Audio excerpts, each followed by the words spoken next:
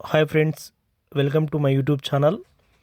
भाषा शिक्षण में जो पहली इकाई है भाषा का स्वरूप और साहित्य में जो विषय को आगे बढ़ाएंगे।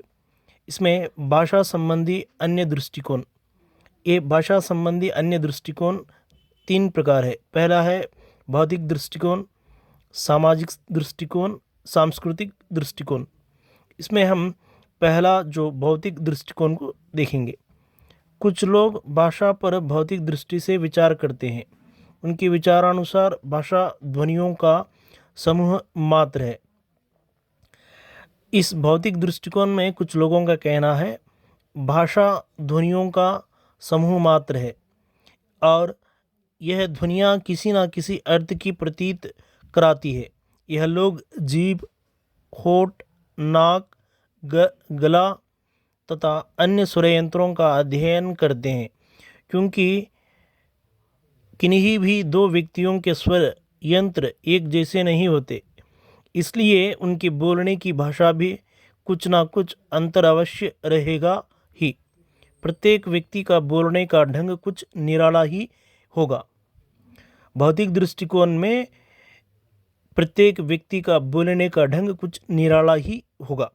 उसी तरह दूसरा सामाजिक दृष्टिकोण, सामाजिकी के विद्वान भाषा को सामाजिक आदान प्रदान की वस्तु मानते हैं।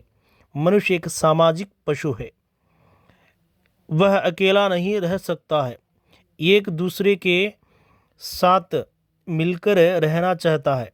इसलिए आदान प्रदान में सुविधा की दृष्टि से जाति के सभी सदस्यों ने कुछ चिन्हों को स्वीकार कर लिया। इन चिन्हों का आधार कुछ ध्वनियाँ थी जिनका प्रयोग जाति के भिन्न भिन्न समूहों में होता था।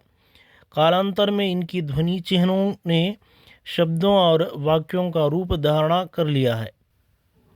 इसी तरह तीसरा सांस्कृतिक दृष्टिकोण, मानव विज्ञानवादियों के अनुसार भाषा एक सांस्कृतिक वस्तु है जिसे हम परंपरागत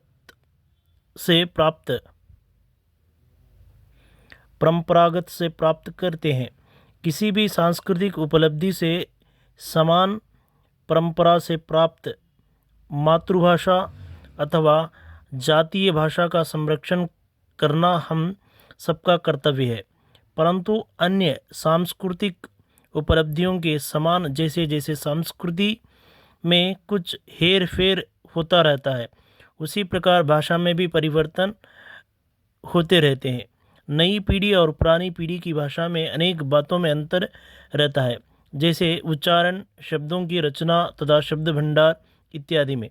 नवीन सांस्कृतिक उपलब्धियों के साथ साथ भाषा भी अनेक नए रूप ग्रहण करती है, जिसका प्रभाव विशेष रूप से नई पीढ़ी के लोगों पर पड़ता रहता है। फिर भी देखा गया है कि भौगोलिक स्थिति, आयु, व्यवसाय, सामाजिक स्तर आदि बातें भी भाषा पर प्रभाव डालती है। पुरुषों और स्त्रियों की भाषा में भी अंतर होता है। इस प्रकार हम देखते हैं कि भाषा कोई स्थिर वस्तु नहीं, अपितु संस्कृति के समान एक गतिशील तत्व है।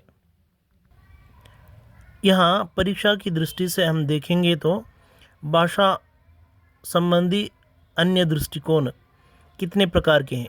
3 प्रकार के हैं। वे सांस्कृतिक, सामाजिक